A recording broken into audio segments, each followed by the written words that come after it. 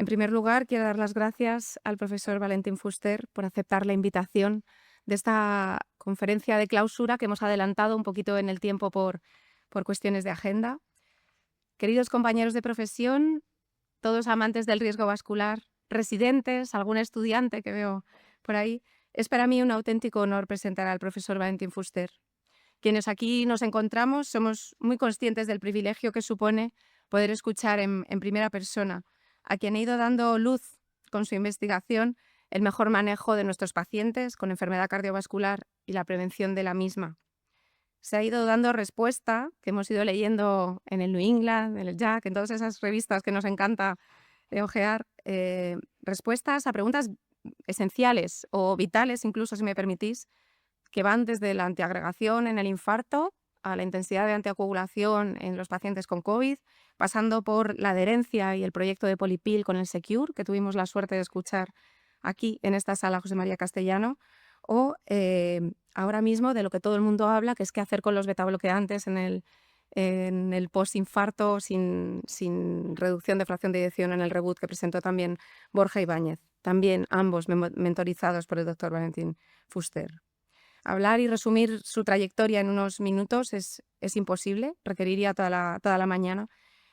Sabéis que el doctor Fuster compagina ser director general del Centro Nacional de Investigaciones Cardiovasculares en el Carlos III, aquí en Madrid, con su actividad como director médico en el Mount Sinai, Nueva York, y ser presidente del rebautizado Mount Sinai Fuster Heart Hospital en su honor. No hay que ser muy listo para saber que hay que tener una mente brillante, pero dejarme destacar también que hay que tener un corazón muy generoso por la dedicación y el esfuerzo personal que esto requiere. Su nombre está ligado a los mayores avances de la cardiología, algunos de ellos mencionados, de las últimas décadas, pero también lo que se ha dicho ayer y a lo que se dirá mañana, con una visión clara que es la promoción de la salud como la verdadera hoja de ruta para combatir la pandemia global que suponen las enfermedades cardiovasculares. A los más jóvenes de esta sala les diré que el profesor Fuster ha sido presidente de las Sociedades Internacionales de Cardiología, de todas, doctor honoris causa por 35 universidades, galardonado con merecidísimos premios que van desde el Príncipe de Asturias hasta el reciente Lifetime Achievement Award de la World Heart Federation. Es además el único cardiólogo que ha recibido los máximos reconocimientos de investigaciones de las 5 organizaciones internacionales de cardiología. Pero dejadme que ponga el acento más allá de los títulos, de los reconocimientos, en otros dos aspectos que me parecen fundamentales, que son el compromiso con la formación. A mí no se me olvidará que ese curso en Santander, desde la biología molecular hasta la enfermedad cardiovascular, y la dedicación a los jóvenes, a más de 200 mentorizados que son hoy en día, como Roxana Miran, que recogía el mes pasado el premio a la medalla de oro en la sociedad, aquí en Madrid, de la Sociedad Española Europea de Cardiología. Y por otra parte, quisiera poner el acento en su actividad educativa de la sociedad, en el esfuerzo con actividades como la Fundación Sí, que ha llevado la ciencia a la escuela, a los niños en Colombia o en Cardona, recordándonos que la verdadera prevención empieza en la infancia y con un objetivo único, que es mejorar esta sociedad. Quiero destacar ya por último para los superjóvenes, que además es un visionario, siendo editor jefe del JACC hasta el 2024, con esos podcasts maravillosos o esa idea de una ilustración central que luego han copiado todas las revistas. Quiero agradecerle especialmente el esfuerzo de acompañarnos esta mañana en esta conferencia de clausura adelantada, que desde luego enriquece de manera extraordinaria nuestras humildes jornadas. Sabemos que hoy en nuestra casa, el Hospital Infanta Leonor, damos la bienvenida a un héroe de la medicina. Infinitas gracias.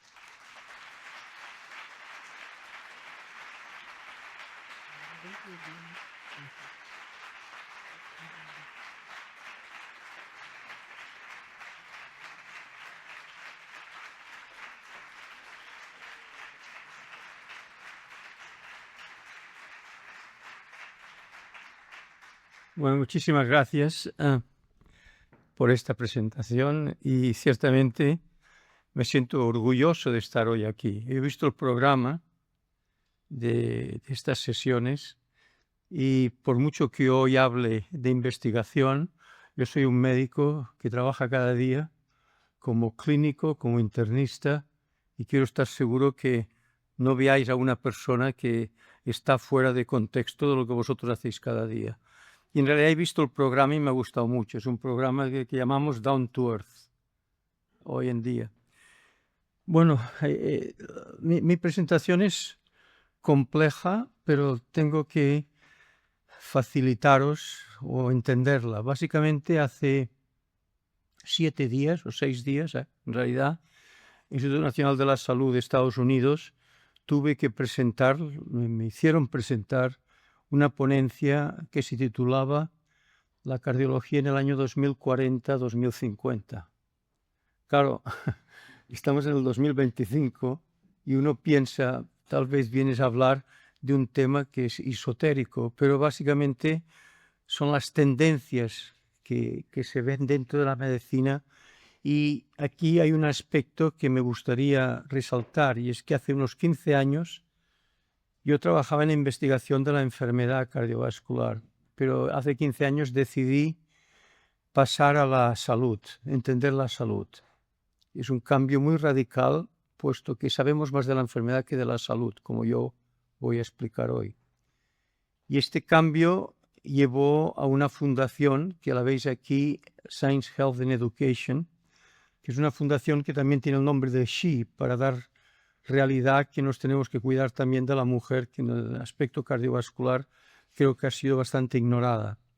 Bueno, pues este Science, Health and Education tiene una base. Science, porque yo fui presidente de la American Heart Association, donde en realidad el objetivo fundamental es la ciencia. Luego estuve con el World Heart Federation, que el objetivo fundamental realmente es la salud. Y con el American College of Cardiology, bueno, soy editor de la revista durante 10 años, y es la educación. Por lo cual, Science, Health and Education no es algo que sale de mí así, sino que realmente he estado involucrado en los 3 aspectos, y por esto nació la Fundación SHE.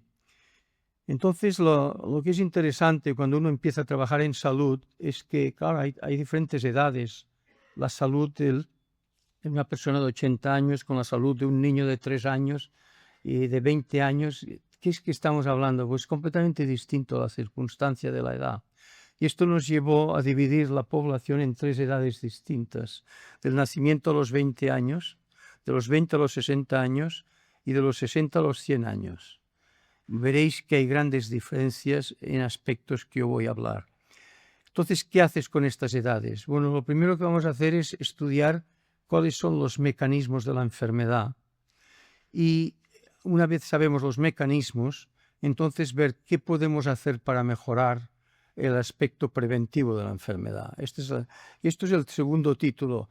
Imagenomics, pues es un título, yo creo, estratosférico, pero simplemente para daros una visión de que en los próximos años la tecnología de imagen la podrá hacer un técnico que no sea un experto, y lo voy a explicar hoy.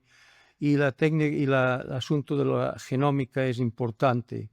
Y por esto, este es el título, que es un poco los mecanismos que vamos a atacar en estas edades, en estos 3 estadios de la vida, pero el atacarlos quiere decir que necesitas estudios clínicos que demuestren que lo que atacas es verdad. Entonces, mi presentación es From Imagenomics, que es la patogenia de los procesos en estas distintas edades, concretamente la enfermedad arterial, en los 3 estados de la vida, y qué estudios clínicos van a darnos nosotros la solución. Esto es básicamente la presentación de hoy. Bueno, pues muy bien, entonces esto está de una manera resumida, son 3 edades distintas, y aquí arriba tenemos los estudios que estamos llevando a cabo para probar o desaprobar lo que creemos. Esta es mi presentación de hoy. E iremos edad tras edad. Pues muy bien. Primero quiero dar una visión general de Science, Health and Education, cuáles son los retos que tenemos hoy en día. Y los retos son los siguientes. Primero, el 80% de la enfermedad cardiovascular es en países de economía media o baja. O sea, o creer que todo está en nuestro ambiente, yo lo que estoy diciendo es que esto estamos hablando de países en general. Y el problema es que el acceso a la medicina y la adherencia a las medicaciones le decimos que es negligible. Y esta es una realidad que la hemos vivido todo. De aquí nació la polipíldora que nosotros desarrollamos, es porque la gente no toma la medicación. Y tengo mucho a decir hoy de ello. Esto desde el punto de vista, digamos, en países de economía media y baja, pero disparidades de sexo, etcétera, el clima y la polución afectan a todo el mundo. Es decir, que tenemos que ser muy claros lo que afecta a todo el mundo y lo que está afectando concretamente a países de economía y baja. Este es el primer reto. El segundo reto es importante y es lo que llamamos Age Standardized Disability, no sé ni cómo se traduce, ¿no? Es decir, que básicamente problemas cardiovasculares que uno vive durante la vida, incluso la mortalidad. Uno diría que cuanto más hay, más se acorta la vida sana. Bueno, esto es lo que ha pasado, y cuando eso se estudia con relación a los factores de riesgo, las cosas están mejor si, por ejemplo, hablamos de una edad determinada. Ejemplo, si uno tiene 60 años hoy, pues puede vivir con una vida más saludable que lo que era hace 10 años. O sea, esto es lo que estamos diciendo. Lo que quiere decir que algo estamos haciendo bien. El problema es el siguiente, y es que cuando uno mira no la edad, está aumentando la población se está envejeciendo, la obesidad y la hipertensión no van para abajo, y por lo cual cuando uno mira la población en general es un problema de gran categoría. Uno pudiera decir que la mortalidad está aumentando, etcétera, cuando uno no tiene en cuenta simplemente la edad determinada. Y esto es muy importante tenerlo en cuenta, y os diré enseguida por qué. Porque económicamente, pues bien, esto es la enfermedad coronaria, lo que se está proyectando de 2020 a 2050, económicamente hablando. Esto es la enfermedad cerebrovascular, etcétera. Es decir, que lo que está pasando es que en el medio médico que estamos nosotros y ustedes, en realidad económicamente algo ha de parar, porque esto está subiendo. Y ahora entonces pueden estar, creo que estamos todos de acuerdo, estoy completamente seguro que los ejecutivos de este hospital lo saben muy bien, es que económicamente estamos en una problemática. La medicina se está encareciendo por las razones que estoy diciendo. Y esto es un reto impresionante que tenemos delante nuestro. Y esto nos lleva a dos factores de riesgo, que uno es la obesidad y otro es la hipertensión. Bueno, la obesidad, yo estoy de acuerdo con la nueva definición europea de la obesidad. Hasta ahora, el BMI 25 a 29, era 30 kilos por metro cuadrado o más. Esto se llamaba obesidad. Hoy en día, la definición de obesidad es cuando añades algo más. Hipertensión, cardiovascular disease, diabetes, enfermedad del riñón. Entonces, lo que ahora era antes de la obesidad, que es aumento de peso, ahora le llamamos obesidad. Si es que un 25 a 29 kilos por metro cuadrado le añades uno de estos factores. Y esto es importante porque la obesidad no es una entidad sola. Por lo cual tenemos que ser muy conscientes de que cuando vemos a una persona obesa, la diabetes está allí, la hipertensión está allí, etc. Es decir, que ahora tenemos una definición de obesidad que es mucho más estricta. Y esto nos lleva precisamente a cifras que, por ejemplo, en Estados Unidos, en la edad adulta, la obesidad, por la definición clásica, está en un 35% de los adultos. Hoy en día, con la definición que acabo de decir, es 55%. Que esto yo creo que es la realidad, es la obesidad asociada a una de las enfermedades que he dicho yo, que he comentado. Y de la presión arterial es la causa de mortalidad más grande que tenemos hoy en el mundo cardiovascular. Pero hay algo más, es la demencia, que tengo mucho a decir hoy. Es decir, que la hipertensión está muy ligada a la demencia, al aspecto cognitivo. Y esto nos lleva precisamente al reto final, que es un estudio que nos hace pensar, el estudio ARIC de Estados Unidos. Se acaba de publicar hace un mes. Fíjense ustedes, 15.000 individuos, edad 55-95 años.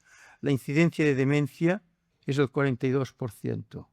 Es decir, que si uno llega a los 95 años, la posibilidad de una deteriorización cognitiva del 42%. Lo que es importante es que nosotros como cardiólogos, los que somos cardiólogos, siempre hemos pensado en el corazón, pero empezamos a pensar ya en el cerebro. Esta es una realidad. Y en realidad el cerebro está hoy en día en la sociedad, está empezando a tener más importancia que el corazón, que tenemos algo a decir de aquí a unos minutos. Pero estos son los retos fundamentales que tenemos hoy. Y what are we going to do? Y esta es la presentación que voy a tener ahora, que voy a empezar simplemente, empezaré de los 20 a los 60 años. Vamos a ver. Los que ustedes están aquí de 20 a 60 años, yo creo que tienen una pregunta a todos que es fundamental. ¿Tengo yo enfermedad arterial y las coronarias como las tengo? ¿Es verdad o no? Muy bien. Pues vamos a afrontar el tema. El tema es qué es lo que sabemos y qué es lo que no sabemos y cómo podemos saber en el futuro de una manera económica. Toda mi charla hoy está dada para poder ir a países pobres. Quiero ya dar de esto énfasis. No estamos hablando aquí de países de gran economía. Bueno, pues vamos a ver qué es lo que tenemos. Y aquí viene el estudio PESA, que en realidad desarrollamos aquí en Madrid, en el Centro Nacional de Investigaciones Cardiovasculares. ¿Qué es lo que estamos haciendo? La tecnología es la siguiente. Estamos mirando las carótidas y la región iliofemoral, algunos de ustedes ya lo deben saber, con ultrasonido. Y este ultrasonido ahora está llevado por inteligencia artificial, es decir, que uno entra y ve dónde está la lesión. Entonces mueve y la lesión se cuantifica, esto lo tendrán ustedes de aquí 6 meses, con su teléfono, le dirá qué cantidad de enfermedad tiene en la carótida en la región iliofemoral. Y ustedes no necesitan ser técnicos de primera categoría porque están guiados por inteligencia artificial y todo es automático. Esto lo desarrollamos sobre un curso de 15 años. ¿Por qué? Porque nosotros creemos que en el futuro el riesgo más importante de enfermedad es ver la enfermedad. Podemos hablar de colesterol, hipertensión, obesidad, etcétera, pero realmente estás desarrollando la enfermedad o no la estás desarrollando. Y el verlo yo creo que tiene un valor fundamental. Y esto lo voy a probar en muy pocos minutos con los datos que voy a presentar. El estudio PESA en realidad es un estudio de 4.000 individuos que se han añadido otros, cerca de 10.000 ahora tenemos, en donde eran sanos. Y básicamente lo que les voy a presentar es lo que ocurre de 20 años a 60 años. El PESA concretamente era de 40 a 55, pero hay aquí 2 estudios más. O sea, estamos hablando de 20 a 60 años. ¿Y qué es lo que hemos aprendido? Que se está publicando ahora. Es decir, que estos son estudios de 15 años, que en realidad son los últimos 2 años, es cuando todo los está empezando a publicar. Primero, la enfermedad empieza a los 30 años de edad. Y empieza sobre todo en la región iliofemoral, en las piernas. Esto es número 1. Número 2, la enfermedad progresa. Estamos mirando a los individuos cada 3 años. La enfermedad progresa a los 6 años en 33% de los individuos. Esto es con ultrasonido, como he mencionado. Aquí viene un punto importante y es, si tú tienes factores de riesgo a los 30 años, por ejemplo, un colesterol elevado, una hipertensión o eres fumador, esto afecta a la mortalidad. Solamente podemos saberlo si lo miramos 40 años más tarde. Bueno, pues esto lo hemos hecho con el estudio Cardia, que presentaré de aquí un momento. La importancia de los factores de riesgo en gente joven, que da aspectos cardiovasculares a largo plazo. Pero tenemos otro aspecto. Y si nosotros vemos enfermedad carotidia o de la iliofemoral, vas a tener mortalidad aquí unos pocos años. Claro, aquí es difícil porque empezamos esta tecnología hace 15 años, por lo cual no podemos ir muy jóvenes. Entonces lo vimos a los 60 años y cuando hay eventos. Ya les mostraré enseguida el estudio Bioimage. ¿Qué pasa si usted tiene enfermedad carotidia a los 60 años o iliofemoral? ¿Qué pasa 13 años más tarde? Esto tenemos los datos. La otra cosa que es fundamental. Usted está midiendo las carótidas iliofemorales, no tiene nada que ver con las coronarias, perdón, les voy a presentar los datos. Hay una relación absolutamente directa y esto es muy reciente, esto lo hemos sabido hace actualmente dos meses, es decir, que son estudios muy recientes. Lo presentaré de aquí a un momento. La enfermedad de los pequeños vasos del corazón tiene importancia, mucha importancia, y en el cerebro igual, y también lo presentaré. Y por último, la médula ósea. Ustedes dirán, Esto de los hematólogos. Si mire ustedes, cuando yo empecé a trabajar en coagulación, y Nuria lo sabe, de las plaquetas no hablaban los cardiólogos. Yo me acuerdo que iba a meetings, hablaba de las plaquetas y habían 2 personas en el escenario. Tenía que ir a meetings de hematólogos para que alguien escuchara. Ustedes hablarán todos de la médula ósea en el aspecto cardiovascular en los próximos 3 a 4 años. Ya se lo digo yo ahora y lo predigo. Bueno, pues muy bien. Pasemos a estos hechos. ¿Qué es lo que hemos encontrado? De la edad de los 30 años, ya lo he dicho, empieza la enfermedad muy, muy joven, la progresión ya lo he dicho. Vamos al 3, 4, 5, 6 y 7. Todas las referencias están aquí y son de los últimos 2 años. Primero, ¿qué pasa si usted tiene factores de riesgo cuando es joven? ¿Qué pasa años más tarde? Pues esto es muy simple, el estudio Cardia. El estudio Cardia lo que vimos es que eran individuos de 20 a 40 años que les medimos todo. ¿Y cómo lo mides? El LDL fluctúa, por lo cual lo único que vas a hacer es medir el área y ver qué pasa 20 a 40 años más tarde. Los triglicéridos, la presión arterial, todo lo medimos. Resultados. Los resultados son muy straightforward. Cuanto más área tienes del LDL, miren ustedes, los eventos cardiovasculares años más tarde los tienen ustedes aquí en rojo. Triglicéridos, presión arterial, etc. Les podría hablar del tabaquismo. Pero hay algo muy importante que hemos visto, que es que un factor de riesgo a la edad de 40 años tiene mucho más impacto que a la edad de los 60. ¿Y saben por qué? Porque las arterias, cuando más jóvenes son, más reaccionan a un factor de riesgo. Si usted fuma y tiene 30 años, piense que su arteria va a reaccionar mucho más agresivamente que si usted empieza a fumar a los 60 años. Y esto es un hecho fundamental para pensar que estamos hablando de gente joven continuamente. Pero como médicos vemos a los individuos a los 60, 70 años. Nos hemos olvidado qué pasa a los 30 o 35 años. Yo les estoy comentando lo que estamos viendo con estos estudios. Bueno, y esto entra al punto número 4. Claro, si nosotros miramos ahora las carótidas y las femorales a un individuo de 30 años, tenemos que seguir, y esta es una tecnología nueva, no tenemos tiempo de que tengan eventos, son demasiado jóvenes. O lo que hicimos con el estudio Bioimage, que se empezaron a los 60 años, 5.000 individuos, este estudio en Estados Unidos. Les miramos las carótidas y cuando vimos cuanto más enfermedad hay de las carótidas, que la cuantificamos en milímetros cúbicos, cuando más enfermedad hay, esto es mortalidad 13 años más tarde, claro, son gente mayor. Por lo cual, lo que yo les estoy explicando no es un cuento de hadas. Todo esto son estudios a ciegas, es decir, que los que han visto los resultados no saben cómo estaba la tecnología de imagen 13 años más tarde. Quiero dar énfasis a esto, es decir, que no es un estudio bias. Esto es una realidad. Así es como empezamos, con el estudio Bioimage hace 15 años en Estados Unidos, con la tecnología de imagen. Aquí solamente son las carótidas, no teníamos aún idea de las iliofemorales, que esto ha venido más tarde. Pues bueno, esto es otro estudio. Vamos al número 5. Este es fundamental y esto es nuevo.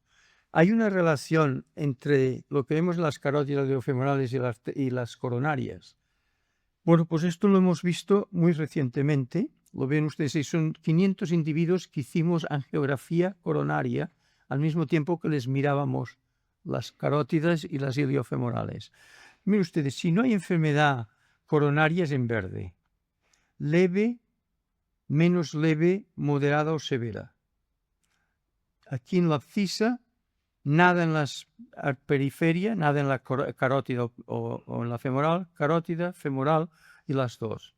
Miren ustedes que hay una relación absolutamente directa entre lo que vemos en las carótidas y las femorales, sobre todo si lo vemos en los dos, y la enfermedad coronaria con angiografía.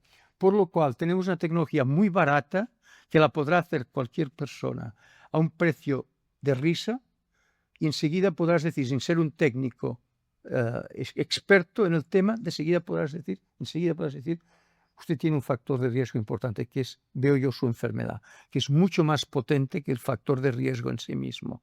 Entonces nosotros la idea, y ya estamos empezando, es ya países pobres, vas allí, miras las arterias, les preguntas factores, no sacas sangre, sea, no miramos el colesterol ni la diabetes, pero si eres obeso, hipertensión, etcétera, esto más o menos te pone en camino. Y si tienes enfermedad, pues esto es el futuro. Cuando estuve en NIH hace 7 días, no hay ninguna duda que esto captó muchísimo para el futuro de cómo practicaremos nosotros el asunto preventivo, es empezar viendo si hay enfermedad o no hay enfermedad, porque sabemos que lo de aquí tiene ya que ver con las coronarias. Y esto en realidad está aquí resumido, una correlación muy fuerte entre lo que estamos haciendo con esta tecnología de imagen externa y las coronarias. Si la enfermedad escarotidia e iliofemoral son aditivos, o sea, de ausencia, esto es importante, si no hay enfermedad carotidia o iliofemoral, la posibilidad de enfermedad coronaria es muy baja, esto es leve. Y por último, el famoso score de calcio no funciona en gente joven. ¿Por qué? Porque el calcio funciona cuando la enfermedad se está curando y sacas el colesterol, entra el calcio. La gente joven está desarrollando la enfermedad. Es decir, que cuando miren ustedes, en realidad el 60% de la gente que tenía enfermedad, el calcio era 0. Por lo cual medir el calcium score en gente de menos de 50 años, yo no se lo recomiendo. Porque dirá, bueno, usted es 0, no tome estatinas porque no vale la pena, está usted perfecto. Están equivocados. Es decir, que tenemos que ir con mucho cuidado. Estos son aspectos prácticos que yo creo que son importantes. La microcirculación es algo que se empieza a hablar. Hay muchas mujeres que vienen con dolores, no se sabe dónde vienen, hacen un test de ejercicio, hay enfermedad de la microcirculación. Esto es mucho más potente que esto. Porque nosotros lo que hicimos es lo siguiente. Creo que fue en 900 personas del PESA. Hicimos una tecnología muy sofisticada de mirar la microcirculación coronaria, es decir, del corazón. Y vimos, 453 personas. Y vimos que es muy generalizado el tener afectación de la microcirculación si hay 1, 2 o 3 de los siguientes factores de riesgo: hipercolesterolemia, diabetes o hipertensión. Y esto, lo que pasa es que no hay síntomas. No hay síntomas. Usted corre por la calle y no le pasa nada, pero está ya afectada la microcirculación. ¿Por qué es importante esto? Porque lo vemos ya en gente joven. Esto es el estudio PESA. ¿Y por qué es importante? Porque esto es lo que ocurre en el cerebro, sin que lo sepamos, en la microcirculación, como yo les voy a mostrar más tarde. Parte del aspecto cognitivo es por factores de riesgo que están afectando la circulación cardíaca, pero no lo sabemos, pero están empezando a afectar la circulación cerebral. Entonces empieza el problema cognitivo que puede empezar a los 60 años, etc. Esto lo mostraré un poco más tarde. Y por último, les he hablado de la médula ósea. Y hay 3 aspectos que hemos aprendido de la médula ósea. El síndrome coronario agudo, el CHIP, que quiere decir una mutación de las células monocíticas de la médula ósea, y los factores de riesgo. Miren ustedes, nosotros hemos hecho positron emission tomography en individuos con factores de riesgo y hemos visto que, miren qué ocurre en la médula ósea, se enciende. ¿Qué es lo que ocurre? Ocurre que cuando hay colesterol dentro de la arteria, que vemos con positron emission tomography, los monocitos vienen y lo quitan. Y si esto ocurre, ¿qué ocurre? Que con resonancia magnética esto se fibrosa y empieza a entrar el calcio. Esto es lo que os estoy yo mostrando. Es decir, que hay un sistema de defensa fundamental aquí. Y es que cuando tenemos factores de riesgo y hay colesterol substrato en la arteria, es la médula ósea. Cuando hablamos de inflamación, todo el mundo habla de inflamación, pero óigame, ¿de dónde viene la inflamación? Pues viene de aquí, viene de la médula ósea. Y esto lo vemos con tecnología de imagen. Pues ven ustedes, esto es lo que ocurre. Entonces, aquí hay 3 aspectos que yo creo que son importantes reseñar.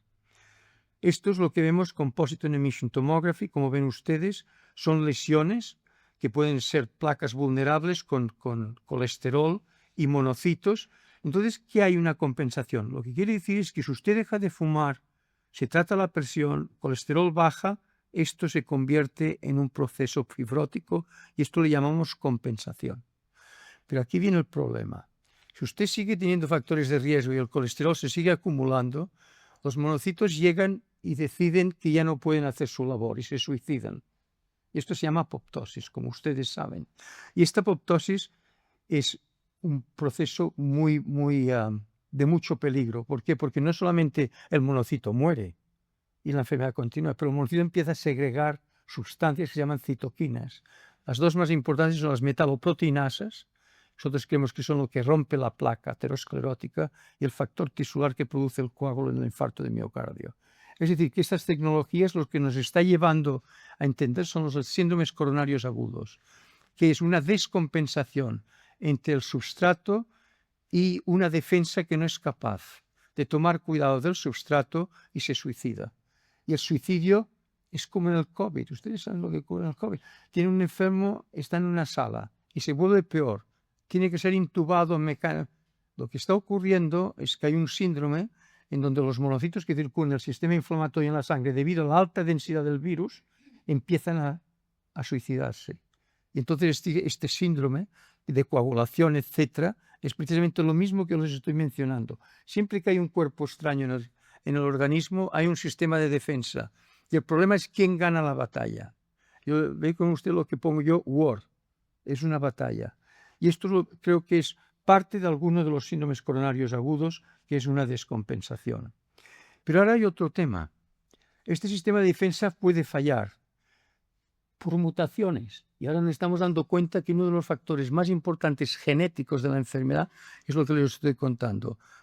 Lo estudiamos en 3.000 individuos, en donde el sistema de defensa está alterado con mutaciones en el adulto del 20 al 35%. Ahora yo empiezo a entender que vemos enfermos sin factores de riesgo y tienen un infarto. Lo empezamos a entender, porque el 25 al 35% su sistema de defensa está alterado. Y esta alteración produce un proceso proinflamatorio en la arteria que puede conducir al síndrome coronario. Esto es simplemente lo que se llama, los hematólogos lo saben muy bien, CHIP, el 20 al 35%. Esto no se mide hoy en día, será muy fácil medirlo en el próximo año o 2 años, si uno tiene CHIP o no, como factor, digamos, genético importante. Y esto es lo que vimos. Esto es en el CINIC. Ven ustedes, lo primero que ocurre es una mutación de las células de la médula ósea y la enfermedad comienza. ¿Lo ven aquí? Esto es lo que hacemos con ultrasonido. Y hay un estudio, que es el estudio TIMI, que ha demostrado que CHIP, esto lo han estudiado en 63.000 individuos, realmente cuando hay CHIP aumenta la mortalidad de los accidentes cardiovasculares. Lo que les estoy diciendo es que todo esto viene de la médula ósea, lo que les estoy comentando, pero aún no he terminado. Miren ustedes que es interesante el síndrome metabólico. Diabetes, hipertensión, HDL bajo, ven en azul, quiere decir que la médula ósea está muy activada. ¿Qué es lo que estamos aprendiendo? Que lo que hasta ahora creíamos que los factores de riesgo afectan directamente a la arteria, esto es verdad, pero hay algo más. Afectan la médula ósea y la estimulan. Y entonces hay un sistema inflamatorio que no lo necesitas, que viene con la obesidad, la hipertensión, etc. Esto es absolutamente interesante y por ustedes que les gusta el correr por la calle y hacer todo lo que es la actividad física, miren ustedes que es interesante. Este estudio va a salir publicado muy pronto. Cuanto más sedentario usted es, más se estimula la médula ósea, un proceso proinflamatorio. Cuanto más usted corre, menos estimula la médula ósea. Lo que estamos viendo es que lo que hasta ahora hablábamos de factores de riesgo que afectan directamente a las arterias es mucho más complejo que esto. Y la médula ósea, como les estoy diciendo, es el protagonista de infartos de miocardio agudo, como les he mencionado, de problemas genéticos en individuos que no tienen factores de riesgo y encima en los de factores de riesgo se autoestimula la médula ósea. Todo esto lo hemos encontrado en los últimos año o 2 años. Es decir, que por esto les digo que todo el mundo hablará de la médula ósea de aquí muy poco tiempo. Bueno, vamos a ver. Esto lo hemos visto con todos los estudios PESA, etc. Pero ¿qué hemos aprendido que podamos hacer en un futuro próximo? Todo esto que les explicaba es very nice. And so what? El estudio PRICAT. Miren ustedes, en el PESA lo que vimos, las reglas o los guidelines dicen que si usted tiene un LDL de 90 a 100, y no tiene ningún evento cardiovascular, no problem. Cuando nosotros medimos las carótidas iliofemorales en color, is a big problem. Lo que quiere decir que para nosotros, en una persona completamente normal, un LDL ha de ser de menos de 60 o 70. Pero mire con la diabetes, esto sí que es interesante.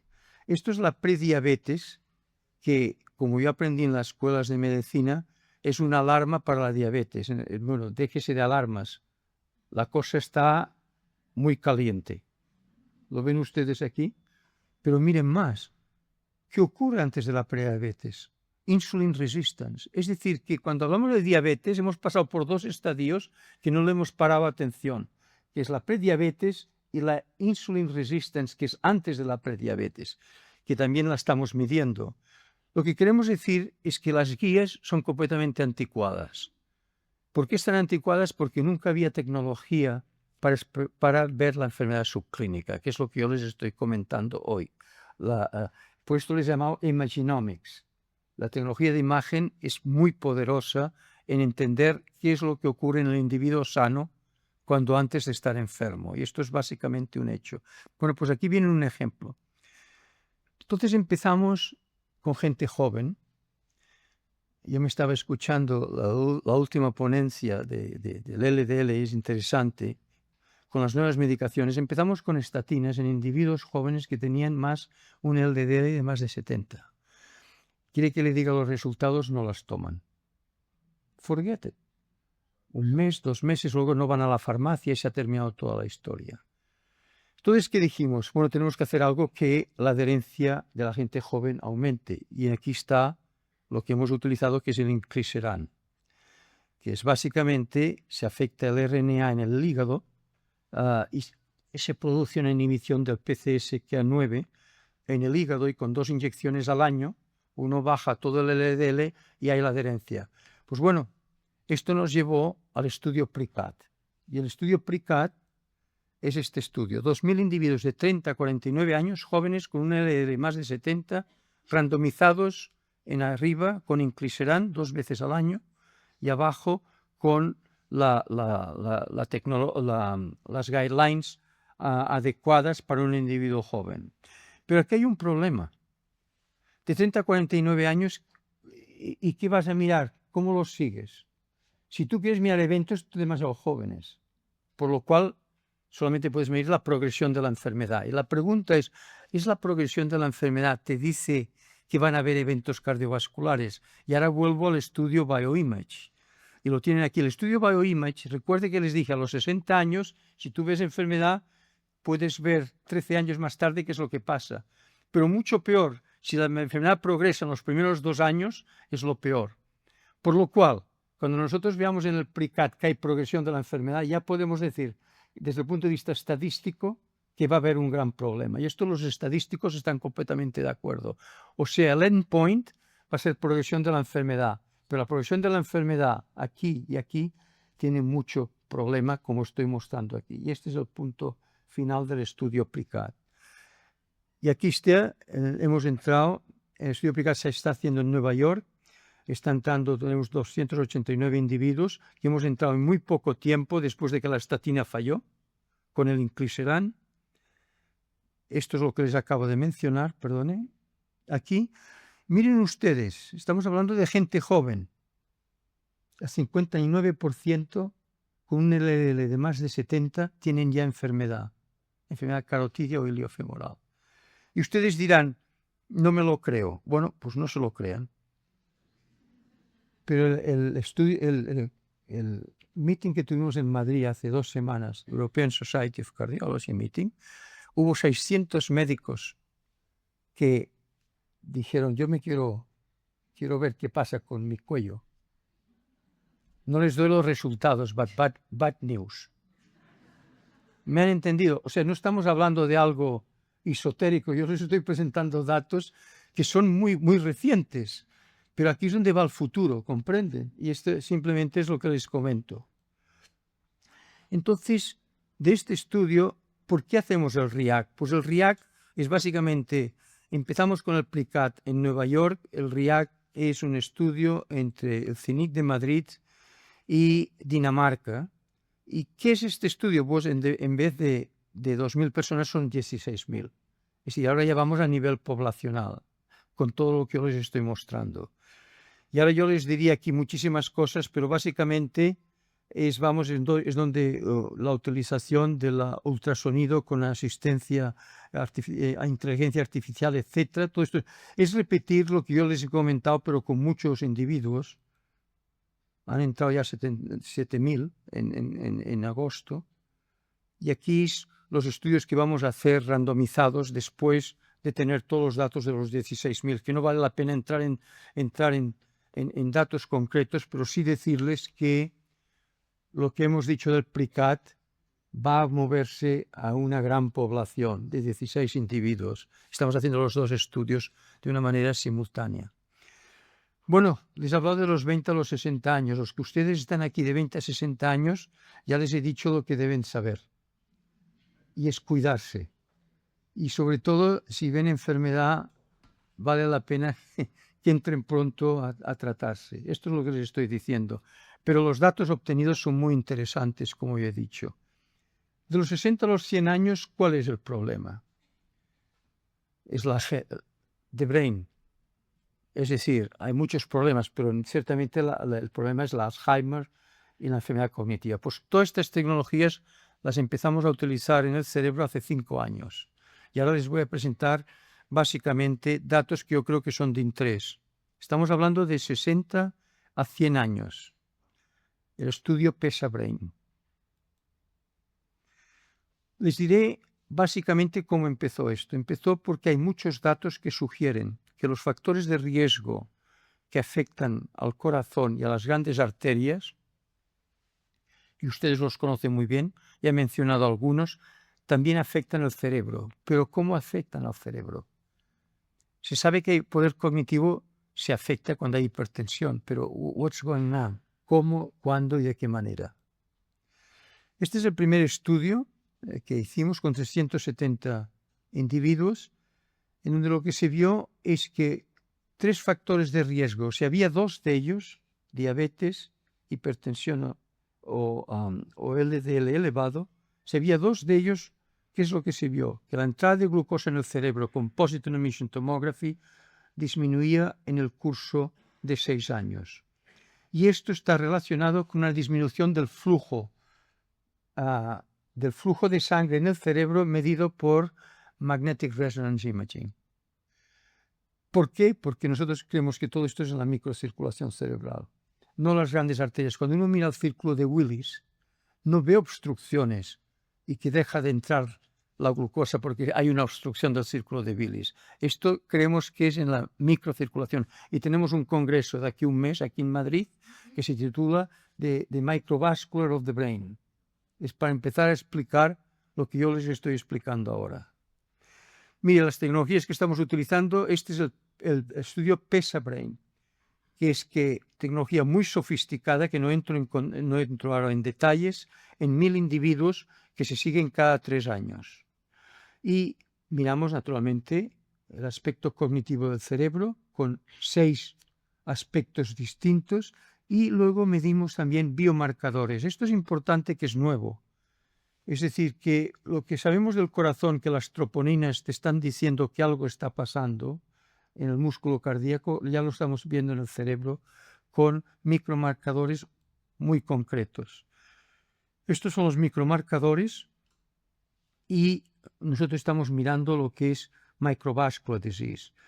Y sí que vemos la arteria carótida que puede tener enfermedad, pero no obstruye la enfermedad, no es obstructiva para explicar que no entre la glucosa en el cerebro. Esto para mí es la microcirculación y aquí es donde tenemos todo el esfuerzo.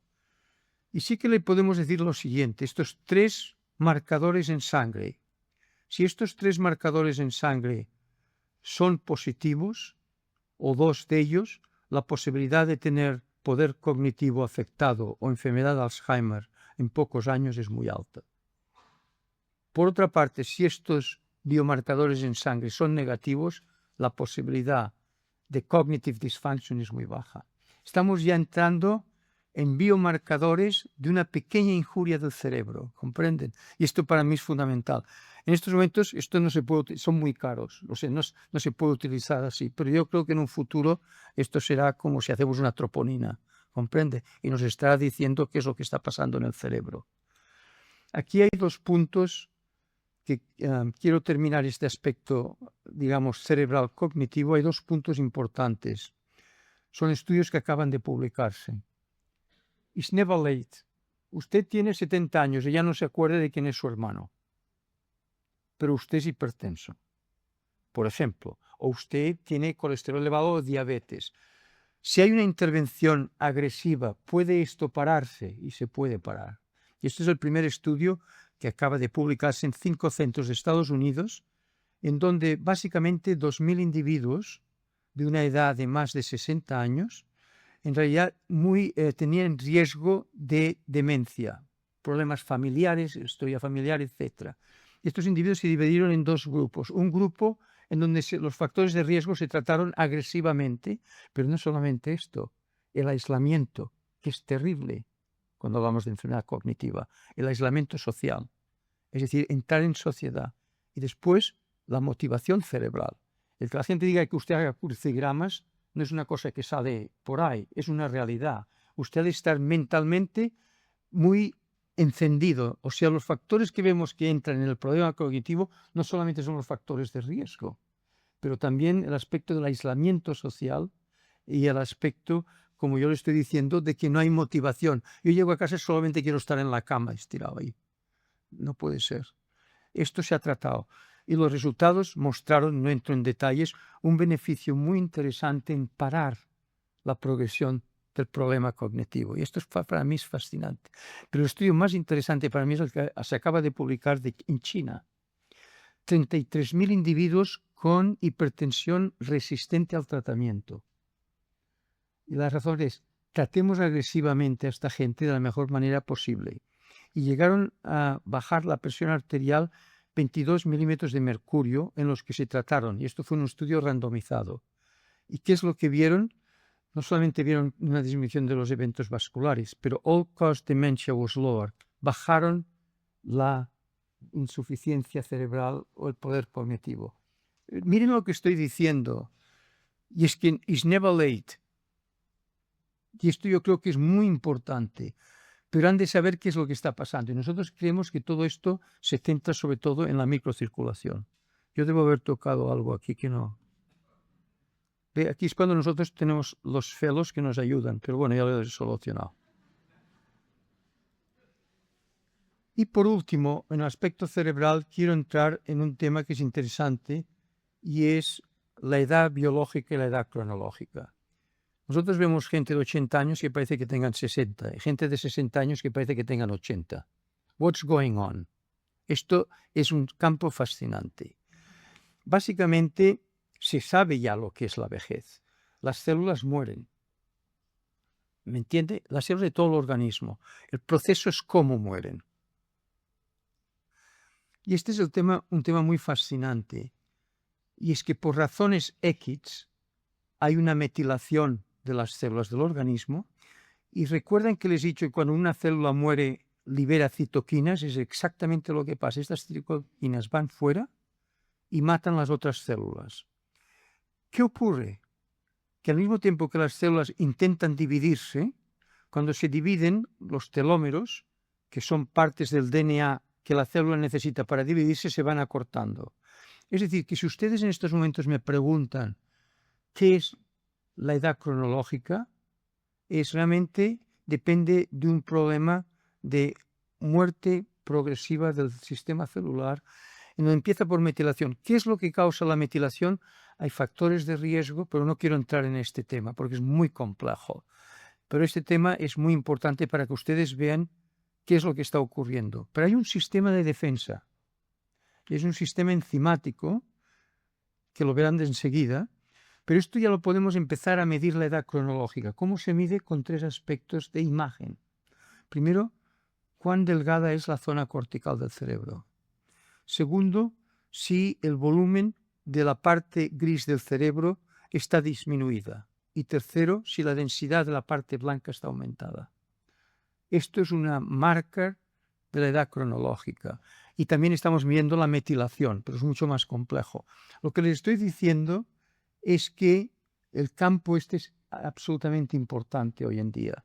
Y los sirtuins, que es precisamente el factor de defensa, actualmente los laboratorios, todos los laboratorios del mundo están tratando de sirtuin activating compounds. ¿Por qué? Porque parece que el problema es cuando los sirtuin disminuyen en el cerebro, que son los que mantienen la vida celular. No en el cerebro, perdón, en todo el cuerpo. Y esto precisamente es un aspecto farmacológico muy importante. ¿Podemos nosotros estimular el sistema enzimático que mantiene las células vivas? Este es el tema que se está tocando en estos momentos.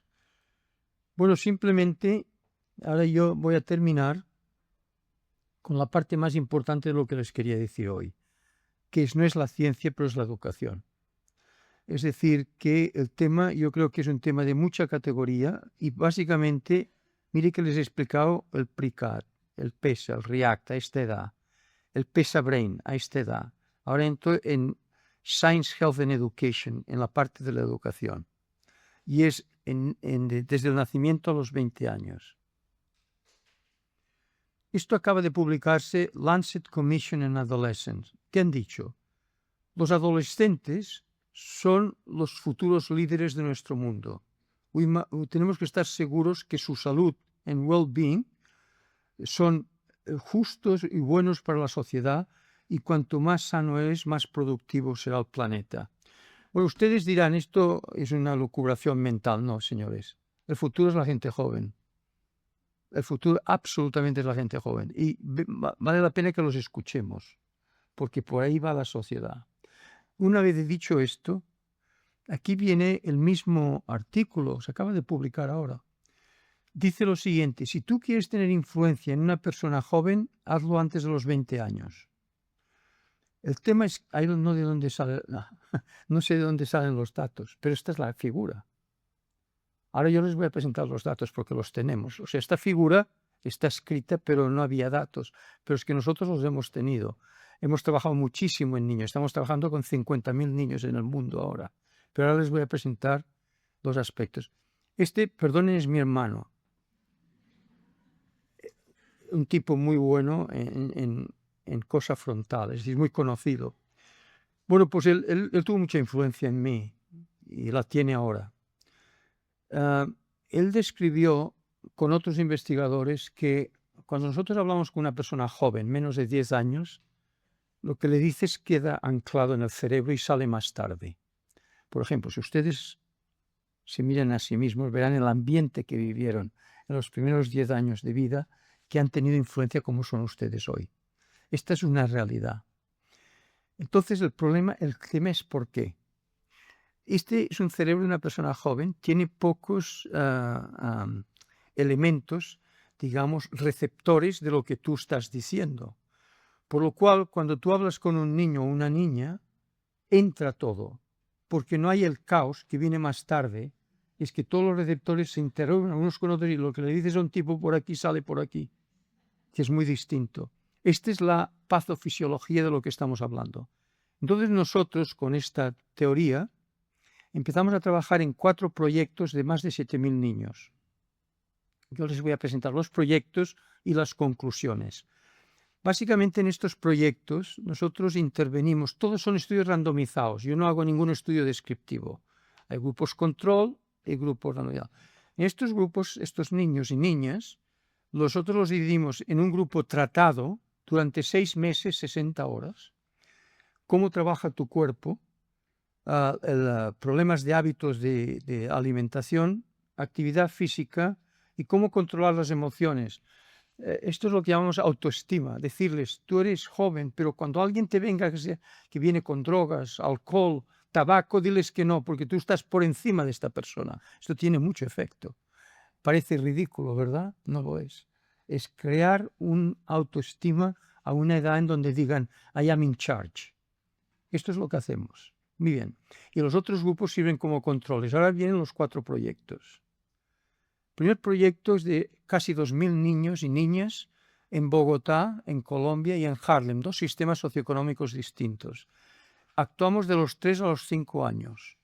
Yo no voy a entrar en detalles, pero en un curso de 2 años el conocimiento, la actitud y los hábitos aumentó muchísimo en el grupo intervenido en Bogotá y en el grupo intervenido en Harlem, Nueva York.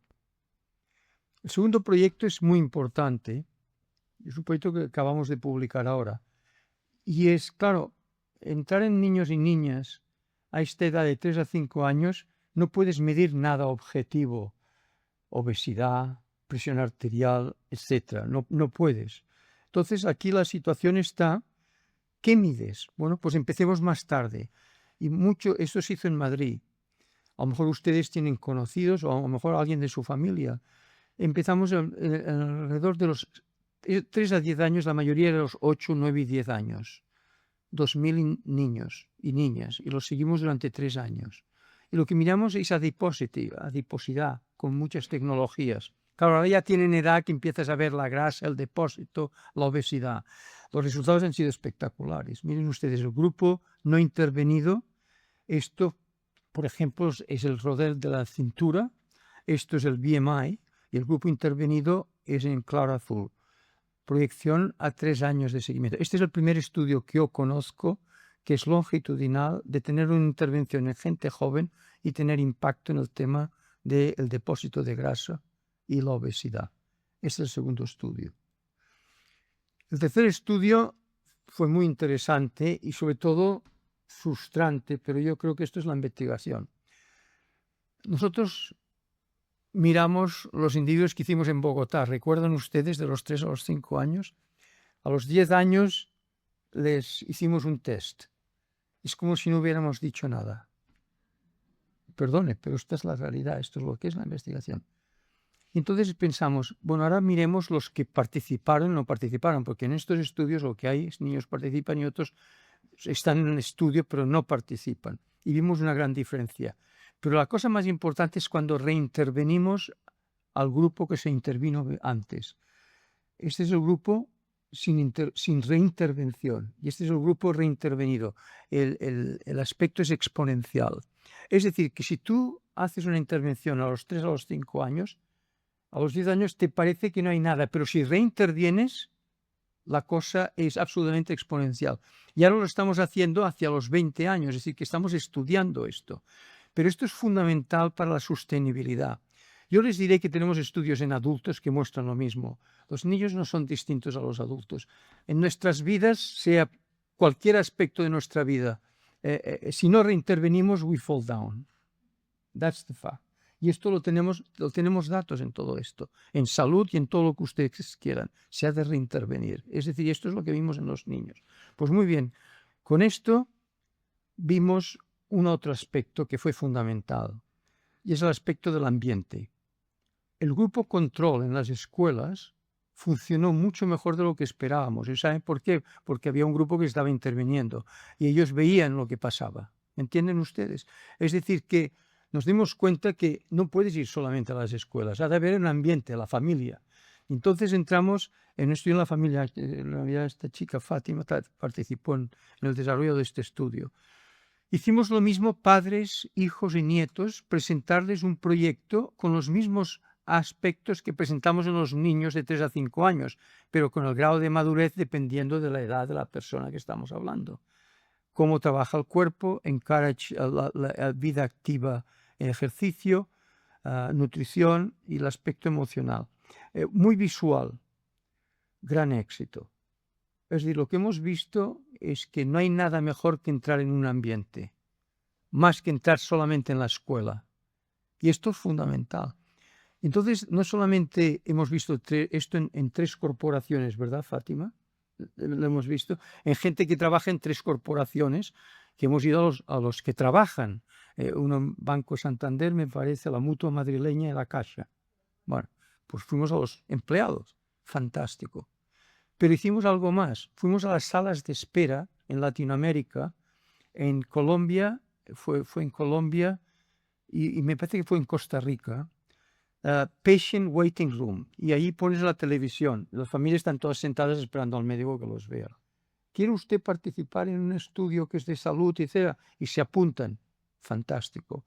Lo que quiero decirles a ustedes es que estamos viendo algo muy interesante aquí, que podemos tener un impacto que es educativo.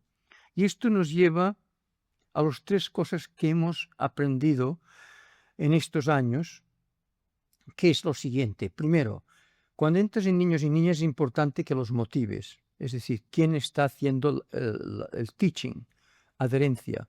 El ambiente es fundamental, por ejemplo, la familia, digamos, ¿no? Y la sostenibilidad es crítica. Pero tenemos sostenibilidad hasta la edad de 15 años. No sabemos si la teoría que les he presentado yo al comienzo funciona a los 60. ¿Qué es? Lo que aprendes a esta edad, entonces cuando tú seas 60 años le darás importancia a la salud que antes no se la dabas. Es decir, que hay un question mark, pero esto es lo que es la investigación. Lo único que podemos decir que this is all hopeful, desde el punto de vista educativo.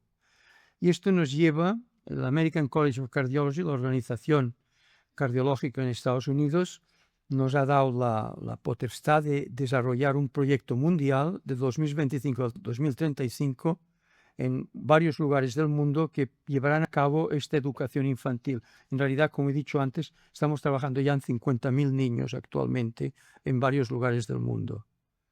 Y esto es el punto del Lancet que les he dicho antes, pero les digo algo más. The investments made in this generation of children and adolescents will determine human and planetary features, for good or for ill. ¿Saben lo que están diciendo? Lo mismo que les he dicho a ustedes antes, que estos niños y niñas son el futuro. Y como no paremos atención, el mundo se va a un caos aquí. Es decir, que la educación es absolutamente crítica. Yo no creo que les esté diciendo nada nuevo, pero conviene tener en cuenta lo que estamos hablando aquí, y es que tenemos que tener mucha influencia en la gente joven y sobre todo en los niños y niñas, como he presentado. Bueno, y esto es básicamente lo que yo les he intentado explicar esta mañana. Es decir, ya les he dicho desde el principio que yo soy médico como ustedes, es decir, que no estoy en la luna, sino que yo veo pacientes cada día, pero sí que estamos aprendiendo mucho en la investigación. Science, Health and Education, los últimos 15 años, para mí ha sido fundamental salir de lo que era hasta entonces, que era mi investigación simplemente en enfermedad. Aquí estamos investigando en salud. ¿Qué es lo que lleva a la enfermedad para prevenirla? He hablado de Imagenomics, diciendo la importancia de la tecnología de imagen, lo que estamos aprendiendo en genética, pero no es nada esotérico, es cosas que tenemos en nuestras manos muy fácilmente en los próximos años. 3 estadios de la vida y los 5 estudios que estamos haciendo para llegar a conclusiones mucho más reales de lo que yo les he contado. Estas son las 3 edades y simplemente esta es la última diapositiva que parece compleja, pero básicamente yo les he explicado esto de la mejor manera que he podido y esto es simplemente qué es lo que queremos probar, que lo que estamos diciendo es actualmente una realidad. Muchísimas gracias.